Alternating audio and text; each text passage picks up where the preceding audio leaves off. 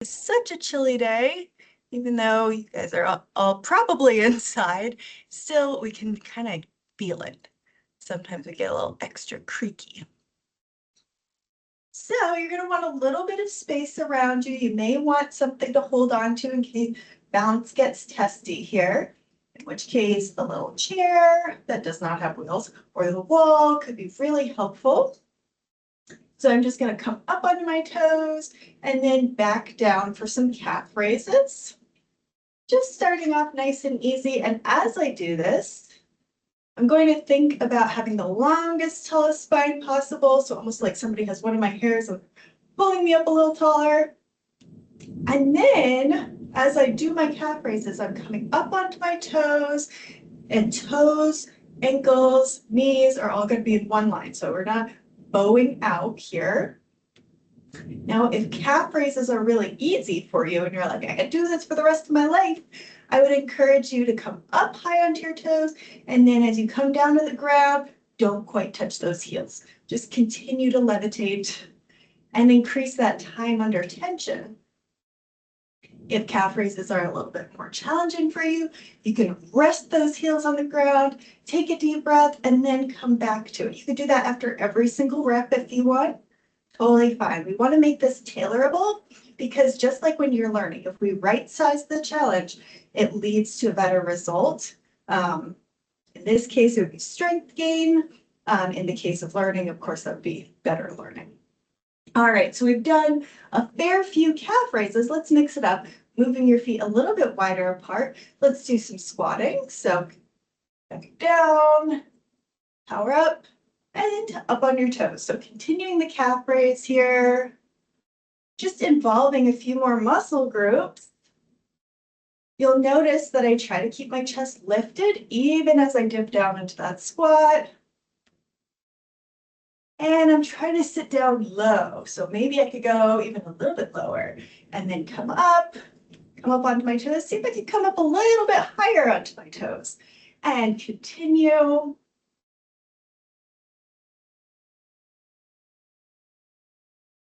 Beautiful.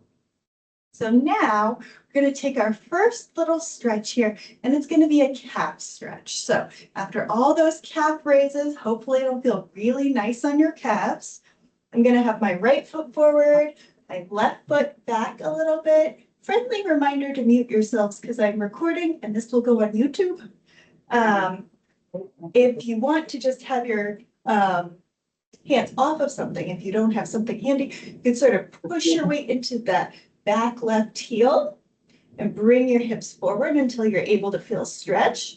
But it may be easier, more comfortable, more natural to feel stretch by putting your hands on something and then pushing your weight back into the heel. So my forward foot could just levitate. It's not really doing that much. My hands are pushing my weight into the calf, and then my hips move forward to increase the angle and get a better stretch. I could also sort of wiggle my hips to the right, to the left, to get some angles if that feels good for me. And whenever you're ready, switch sides. So from the front, it would look like this. I'm really pressing my right heel, so my back foot into the ground. Bringing my hips forward a little bit. Lovely.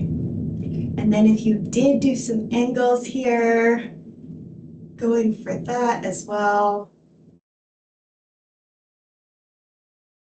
Nice.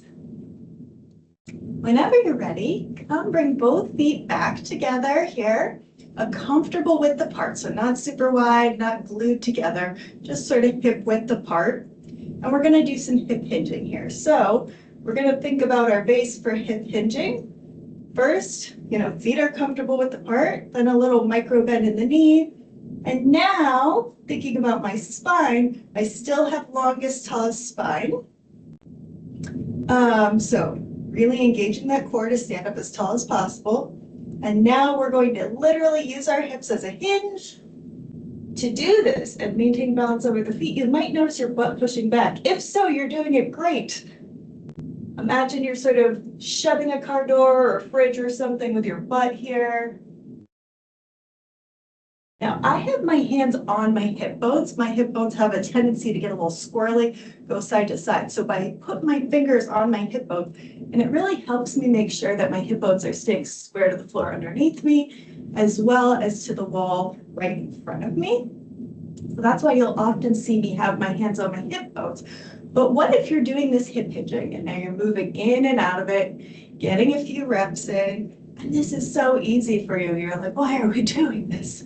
I would encourage you to just increase the effort that you're putting in a little bit by having arms straight up to the sides or arms up overhead. Still really, really great posture, but longer lever is going to be a little bit more work. Now, if you noticed your body position changing, or if you try to re-engage your core and you're able to engage your core a little bit tighter, stand up a little taller, that may be a sign that you're losing that deep core engagement that's keeping your spine safe as you do the hip hinges. So if that's you, I would encourage you, do a rep and then reset your posture. See if you can stand up a little taller, then try to maintain as you hip hinge again. Now, that's all the hip hinging for you. Slow your roll. We're going to do some forward folding.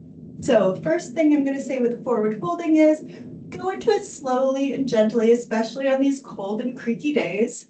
You're going to walk your hands down your legs, or if you have an object in front of you you want to support yourself on, you can do that.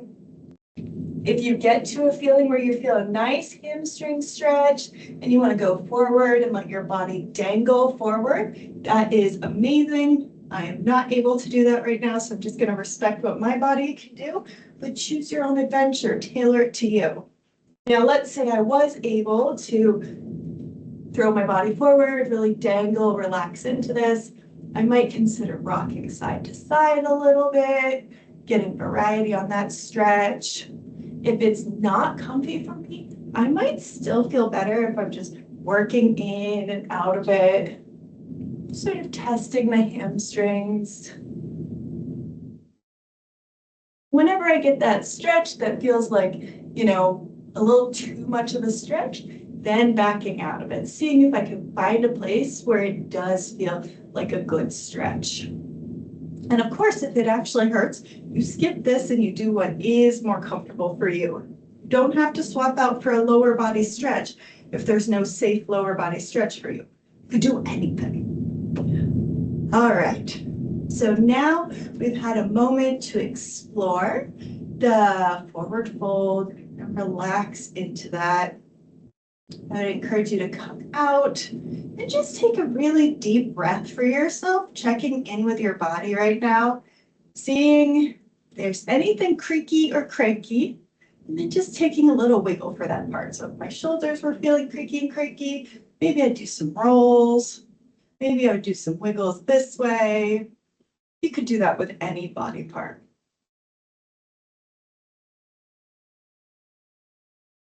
And once you're done sort of finding your spot and wiggling your spot, we will move on to the next thing. It's going to be a figure 4 stretch. So for a figure 4 stretch, I am going to make literally a figure 4 with my legs. So I'm standing on my right leg. I have my left knee out to the side. My left foot is crossed right about where my right knee is. And you'll see that my foot is really nice and flexed here, a nice right angle. So that does help with some muscle engagement. And then I'm going to hinge at the hips to tip forward. You'll notice my hand is on something for support here.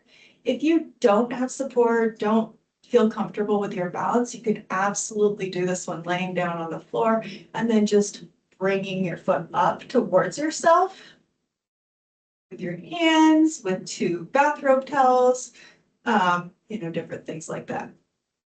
You can increase the stretch here by pressing very gently on your left knee to bring your knee back slightly.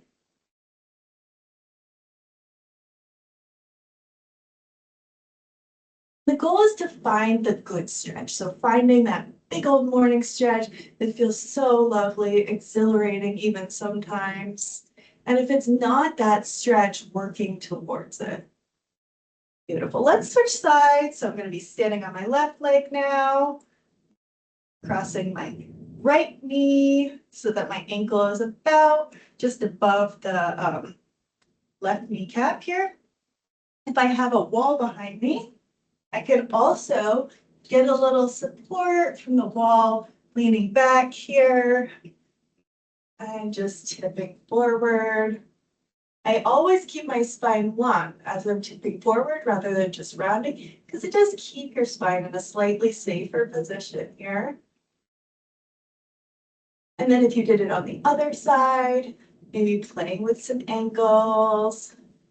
So you can do that this way, or pressing on the right knee just to increase the stretch slightly. One last deep breath here, and we'll come on out. So for our hips, we've done some stuff going forward and back. We've done some rotational things, and we also want to take care of our hip flexors because they have been involved here. So what we're going to do is hold on to something for balance again, come onto one leg again, and I'm going to draw some little circles right in front of my left hip bone with my left knee. Just drawing some little circles here, giving my hip flexors a little bit of work before we stretch them out. And if you want to, you could draw some circles around to the side, or you could do some gigantic circles here. Variety is nice because it keeps our brain from getting bored, but it also helps to include lots of body parts so that we can avoid forgetting things. Beautiful. And we'll do the other side next. So right knee's up, drawing some circles around my right hip bone with my right knee. Just little baby circles at first.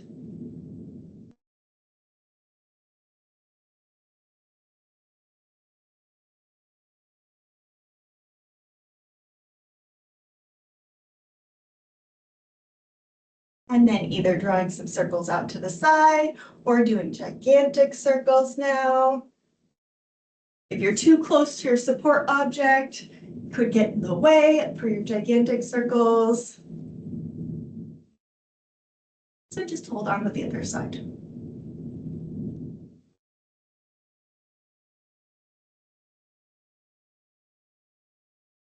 Take a moment to notice how it feels to stand on your left leg versus the right. You may notice that one side is a lot more stable than the other one. You're in the majority if that's the case for you. And now I'm going to do some hip flexor stretches. So really just a quick one on each side. I'm going to take my left foot, step back here slightly. And then I'm going to check in with my hip bones, making sure that they are still square to the floor, still square to the wall in front of me. And then I'm going to tuck my pelvis. So almost tucking my tailbone under here. And that really helps to feel a stretch if you're able to engage those muscles. If you're still not feeling enough of a stretch, you can bend down, bending through the right knee, not tipping forward with your torso. You could also stretch up with the left hand and over. Take a really nice deep breath here. It should feel just excellent. Awesome. Let's do the other side. So now left foot's going to stay on the ground, right foot's going to step back. I'm going to check in with my hip bones, tuck my pelvis.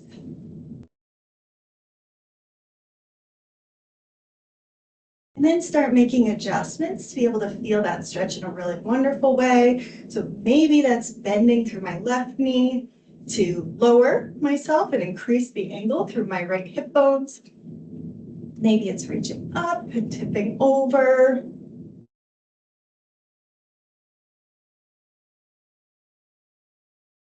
Take one more deep breath here.